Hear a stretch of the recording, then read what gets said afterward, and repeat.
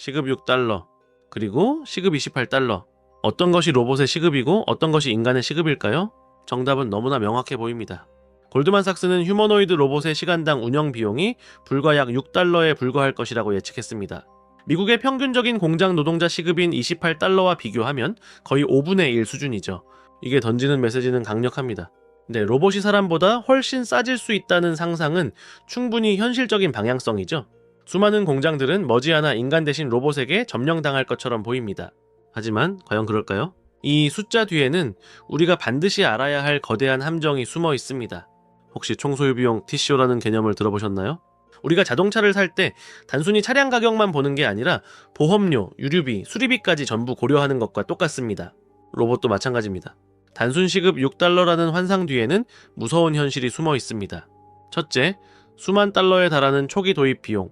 둘째, 기존 공장 시스템과 로봇을 연결하는 복잡한 시스템 통합 비용. 셋째, 고장이라도 나면 막대한 손실로 이어지는 유지보수 비용과 소프트웨어 업데이트 비용. 마지막으로 이 로봇을 관리하고 협업할 인간 작업자를 위한 재교육 비용까지, 이 모든 것을 더하면 어떻게 될까요? 실제로 업계에서는 로봇 한 대를 현장에 투입하는 진짜 비용, 즉 총소유 비용이 10만 달러를 훌쩍 넘어설 것으로 보고 있습니다. 우리 돈으로 1억 4천만 원이 넘는 돈이죠. 갑자기 시급 6달러라는 숫자가 조금 다르게 보이지 않으신가요? 그렇다면 여기서 진짜 질문이 나옵니다. 이렇게 비싼데도 왜 테슬라, 현대차 같은 글로벌 기업들은 수십조 원을 쏟아부으며 이 전쟁에 뛰어드는 걸까요? 단순히 비용을 조금 아끼자고 이런 거대한 도박을 하는 걸까요? 아닙니다. 이 전쟁의 본질은 비용 절감이 아니라 생존 그 자체에 있기 때문입니다. 데이터를 보면 그 이유가 명확해집니다. 선진국들은 극심한 고령화와 노동력 부족에 시달리고 있습니다. 통계를 보면 미국에서만 2030년까지 약 210만 개의 제조업 일자리가 주인을 찾지 못할 것으로 예상됩니다.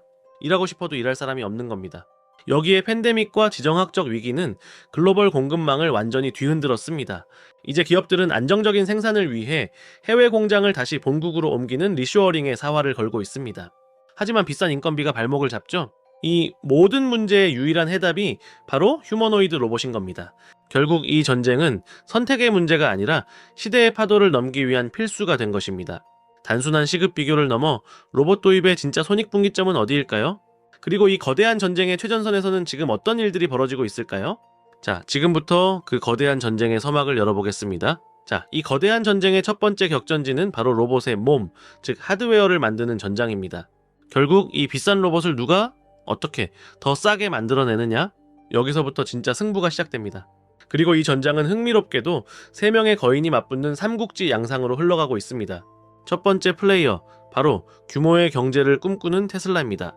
일론 머스크는 마치 아이폰을 찍어내듯 휴머노이드 로봇 옵티머스를 연간 100만 대 이상 대량 생산하겠다고 공언했습니다. 어떻게 그게 가능할까요? 바로 수백만 대의 전기차를 만들며 쌓아 올린 압도적인 공장 자동화 노하우와 부품 공급망을 그대로 로봇 생산에 이식하겠다는 아주 대담한 구상입니다. 자동차 프레임을 찍어내던 거대한 기가프레스가 로봇의 몸체를 찍어내는 모습을 상상해보세요. 성공만 한다면 로봇 한 대당 생산 비용은 기하급수적으로 떨어질 겁니다. 하지만 현실의 벽은 높습니다. 자동차와 로봇은 근본적으로 다릅니다. 특히 인간의 관절처럼 정교하고 강력한 힘을 내야 하는 액추에이터 같은 핵심 부품은 대량 생산이 극도로 까다롭습니다. 실제로 테슬라는 이 부품 병목 현상 때문에 아직 대량 생산 체제에 도달하지는 못했습니다. 두 번째 플레이어는 산업 현장의 신뢰성이라는 가장 현실적인 무기를 든 현대차 보스턴 다이내믹스 연합입니다. 여러분, 유튜브에서 섬뜩할 정도로 자연스럽게 움직이던 로봇 아틀라스를 기억하시나요? 바로 그 기술력이 현대차의 양산 능력과 만났습니다. 이들의 전략은 테슬라와 정반대입니다. 화려한 발표보다는 지금 당장 공장과 물류창고에 투입해 쓸모를 증명하는 데 집중하고 있습니다. 실제로 이들의 로봇 스트레치는 이미 DHL 같은 글로벌 물류 기업의 창고에서 하루 수천 개의 박스를 옮기고 있습니다. 현대차 싱가포르 글로벌 혁신센터에서는 로봇계 스파시 시설을 점검하고 있죠? 이게 왜 중요할까요? 이들은 지금 이 순간에도 가장 귀한 자산, 바로 실증 데이터를 차곡차곡 쌓고 있기 때문입니다. 수만 번의 실패와 성공 속에서 어떤 환경에서 로봇이 넘어지고 어떤 부품이 가장 먼저 고장나는지에 대한 데이터를 독점하고 있는 겁니다. 가장 느려 보이지만 어쩌면 가장 확실한 상용화의 길을 걷고 있는 셈이죠. 마지막으로 이 모든 판을 뒤흔들 수 있는 무서운 복병이 등장했습니다. 바로 가격 파괴를 선언한 중국입니다. 유비테크, 유니트리 같은 중국 기업들이 정부의 막대한 지원을 등에 업고 이 시장에 뛰어들었습니다. 이들이 내세운 무기는 단 하나, 바로 상상 초월의 가격입니다. 이들은 이미 1만 6천 달러, 우리 돈 약 2천만 원 수준의 로봇을 공개했고 최종 목표는 1만 달러 이하입니다. 혹시 드론 시장이 어떻게 재편되었는지 기억하시나요? 한때 수많은 미국, 유럽 기업들이 경쟁했지만 중국의 DJI가 압도적인 가성비를 무기로 시장의 90%를 장악해버렸습니다. 기술 격차를 가격으로 그냥 밀어버린 거죠. 중국은 지금 휴머노이드 로봇 시장에서 제2의 DJI 신화를 꿈꾸고 있습니다. 자, 정리해볼까요? 자동차 왕국의 노하우로 압도적인 물량 공세를 예고한 테슬라, 실제 현장에서 신뢰도를 쌓으며 한 걸음씩 나아가는 현대차 연합, 그리고 이 모든 기술 경쟁을 무의미하게 만들 가격 파괴로 판을 흔드는 중국. 이 하드웨어 삼국지에서 과연 누가 최후의 승자가 될까요? 하지만 여기서 정말 중요한 질문이 하나 남습니다. 아무리 강력하고 저렴한 몸을 만들어도 그 몸을 움직이는 뇌가 똑똑하지 않다면 과연 무슨 소용일까요? 진짜 전쟁은 어쩌면 눈에 보이는 하드웨어가 아니라 보이지 않는 소프트웨어에서 결정될지도 모릅니다. 진짜 경쟁은 이제부터입니다. 눈에 보이는 금속 덩어리가 아니라 그 안에서 작동하는 코드와 데이터의 전쟁, 즉 로봇의 뇌를 둘러싼 싸움입니다. 그리고 이 전쟁의 핵심은 로봇을 얼마나 똑똑하게 만드느냐보다 어떤 방식으로 인공지능을 훈련시키느냐에서 갈리고 있습니다. 먼저 테슬라가 선택한 길은 비전 기반 AI입니다. 테슬라는 휴머노이드 로봇 옵티머스의 자율주행에서 축적한 카메라 기반 시각 인식과 신경망 기술을 그대로 확장하려는 전략을 공식적으로 밝혀왔습니다. 수년간 도로 위에서 수억 마일에 달하는 주행 데이터를 쌓아온 테슬라는 이 방대한 영상 데이터가 단순히 차선과 신호등을 인식하는 데서 끝나는 것이 아니라 물체의 움직임과 공간의 물리적 구조를 이해하는 데까지 활용될 수 있다라고 보고 있습니다. 이런 접근의 목표는 명확합니다. 로봇이 인간처럼 본 것을 바탕으로 상황을 판단하고 행동하게 만드는 것입니다. 다만 현재 공개된 정보 기준에서 이 방식이 사진 하나만으로 복잡한 작업 전체를 스스로 계획하고 수행하는 범용 단계까지 도달했다고 보기는 어렵습니다. 비전 중심 학습은 유망한 방향이지만 여전히 개발과 검증이 진행 중인 접근법입니다. 여기에 다른 방향에서 도전하는 플레이어들이 있습니다. 로봇 AI 연구 전반에서는 최근 비전과 언어, 행동을 함께 학습시키는 멀티모달 접근, 이른바 비전, 언어, 행동 모델이 빠르게 확산되고 있습니다. 피규어 AI 역시 이러한 흐름 속에서 주목받는 기업 중 하나입니다. 이들은 로봇이 시각 정보뿐 아니라 인간이 말로 하는 지시를 이해하고 이를 행동으로 연결하는 기술을 연구하고 있습니다. 실제로 언어 지시에 반응하는 데모 영상을 공개해 큰 관심을 끌었습니다.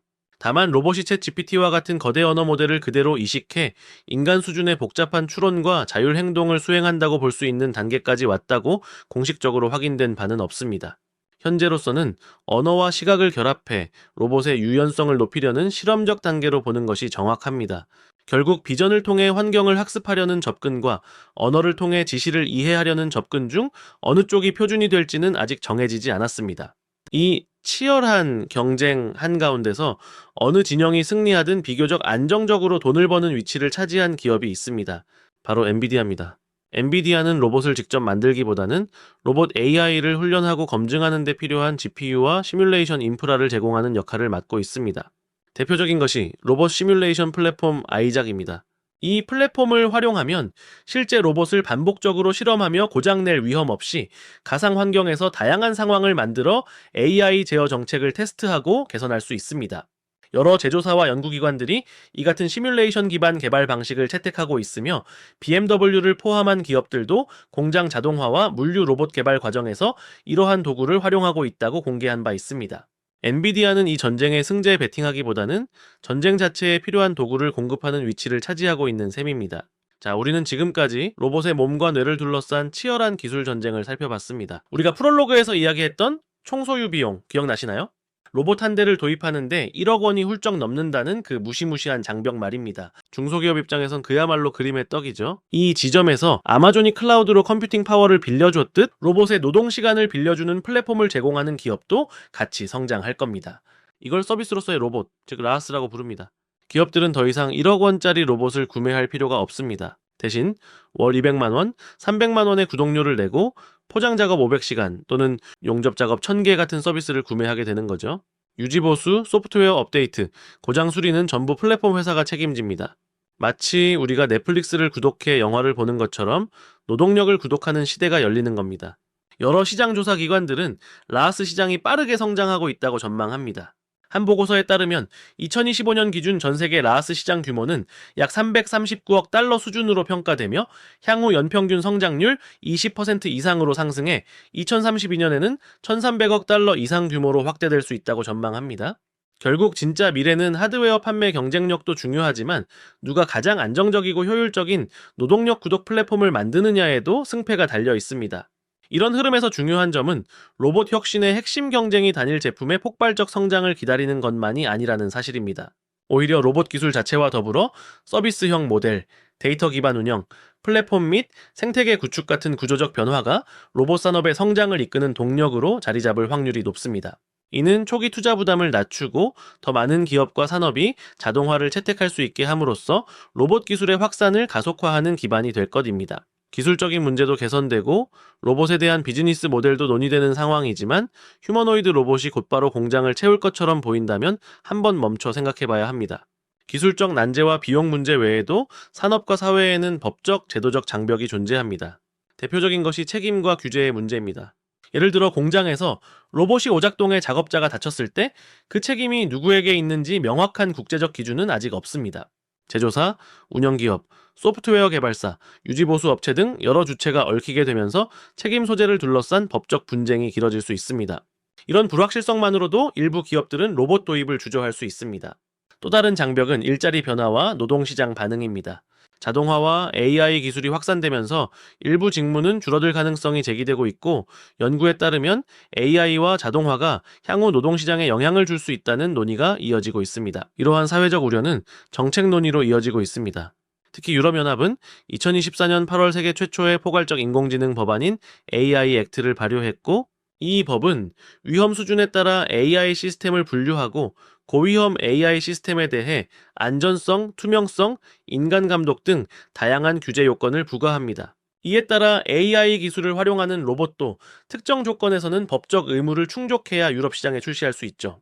특히 이러한 규제는 단지 이 유 내 기업에만 해당되는 것이 아니라 이 유 시장에 AI 시스템을 공급하거나 사용하는 비유럽 기업에게도 적용되어 글로벌 기술 생태계 전반에 영향을 미칠 수 있습니다.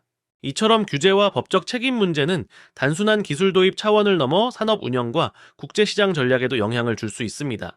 기술과 제도의 격차가 좁혀지지 않는 한 휴머노이드 로봇의 대규모 상용화가 예측만큼 빠르게 진행되기는 어렵다는 점을 꼭 고려해야 합니다. 자, 이 거대한 기술의 소용돌이와 현실의 장벽, 그 한가운데 우리는 서 있습니다.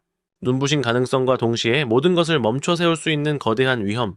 이 혼돈 속에서 중요한 건 지금 당장 어디에 투자하라가 아니라 이 산업이 어떤 층위로 구성돼 있고 각 층위마다 어떤 기업들이 포진해 있는지를 구조적으로 이해하는 겁니다. 그래서 지금부터는 투자 권유가 아니라 휴머노이드, 로보틱스 생태계를 이루는 기업들을 지도처럼 훑어보는 관점으로 정리해 보겠습니다. 이 거대한 흐름은 크게 네 갈래로 나눠서 볼 수 있습니다. 첫 번째는 가장 기반이 되는 영역, 흔히 말하는 곡괭이와 삽입니다. 휴머노이드가 성공하든 산업용 로봇이 먼저 확산되든 로봇이 늘어날수록 반드시 필요한 것들이 있습니다. 바로 계산을 담당하는 반도체, 로봇을 훈련시키는 시뮬레이션, 그리고 감각과 힘을 담당하는 핵심 부품들입니다. 이 영역의 대표적인 이름이 엔비디아입니다.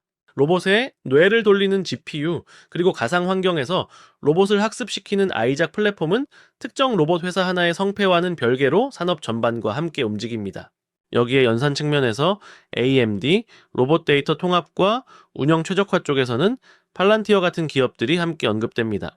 하드웨어 쪽으로 내려가면 산업용 로봇 부품과 모터, 액추에이터에서 강점을 가진 ABB, 환학 같은 전통 강자들도 이 범주에 들어옵니다. 이 구간은 화려하지 않지만 로봇이 늘어날수록 자연스럽게 같이 커지는 구조라는 점이 특징입니다. 두 번째는 플랫폼과 생태계입니다. 이 영역에서는 로봇을 얼마나 잘 만들었느냐보다 로봇을 어떻게 굴리고 관리하고 업데이트하느냐가 중요해집니다. 로봇을 한번 팔고 끝내는 게 아니라 운영 유지 보수 소프트웨어를 묶어서 제공하는 구조죠. 이런 관점에서 빅테크들이 왜 로보틱스에 관심을 갖는지도 보입니다. 마이크로소프트는 클라우드와 AI 모델을 통해 로봇의 두뇌 쪽에 접근하고 있고 아마존은 물류 자동화를 통해 로봇을 서비스로 쓰는 경험을 가장 먼저 축적한 기업입니다. 아직 절대 강자는 없지만 이 영역은 앞으로 더 큰 경쟁으로 이어질 가능성이 큽니다. 세 번째는 가장 눈길을 끄는 하드웨어 제조사 전쟁터입니다. 휴머노이드 로봇을 직접 만드는 회사들입니다. 여기서는 기대와 리스크가 가장 극단적으로 갈립니다. 대중에게 가장 잘 알려진 이름은 테슬라입니다. 옵티머스를 통해 휴머노이드 양산을 노리고 있고 자율주행에서 축적한 시각 데이터와 자체 공장 자동화 경험을 강점으로 내세웁니다. 제조업과 로봇의 결합이라는 측면에서는 현대차와 보스턴 다이내믹스의 조합도 빼놓을 수 없습니다. 한편 상업적 활용에 초점을 맞춘 스타트업으로는 피규어 AI가 있고 중국 쪽에서는 유니트리, 유비테크 같은 기업들이 가격 경쟁력을 앞세워 빠르게 존재감을 키우고 있습니다. 이 구간은 기술, 자금, 양산, 안전성 중 하나만 삐끗해도 탈락할 수 있습니다. 마지막 네 번째는 파급 효과를 보는 시선입니다. 로봇을 직접 만들지 않더라도 로봇이 확산되면은 산업 구조 자체가 바뀝니다. 자동화가 쉬워질수록 공장과 물류센터는 더 커지고 더 정교해지며 다시 본국으로 돌아오는 흐름도 강해질 수 있습니다. 이 과정에서 스마트 팩토리, 물류 자동화, 의료 로봇 같은 분야가 함께 커집니다. 물류 자동화에서는 심보틱, 의료 분야에서는 수술 로봇의 절대 강자인 인투이티브 서지컬이 있습니다. 이 영역은 로봇 경쟁의 최전선에서 한 발 떨어져 있지만 산업 전체가 커질수록 안정적으로 영향을 받는다는 특징이 있습니다. 정리해보면 휴머노이드와 로보틱스 산업은 단일 종목이나 단일 기술의 문제가 아닙니다. 반도체와 시뮬레이션 같은 기반 인프라, 로봇을 굴리는 플랫폼, 직접 몸을 만드는 제조사, 그리고 그로 인해 함께 변하는 주변 산업까지 여러 층이 동시에 움직이고 있습니다. 분명한 것은 이 휴머노이드 로봇이라는 거대한 파도는 이제 막 밀려오기 시작했다는 사실입니다. 이 전쟁의 승자는 단순히 돈을 버는 것을 넘어 향후 50년의 글로벌 산업 지도를 자신의 손으로 직접 그리게 될 것입니다. 그리고 그 거대한 역사의 변곡점을 우리는 지금 바로 목격하고 있습니다.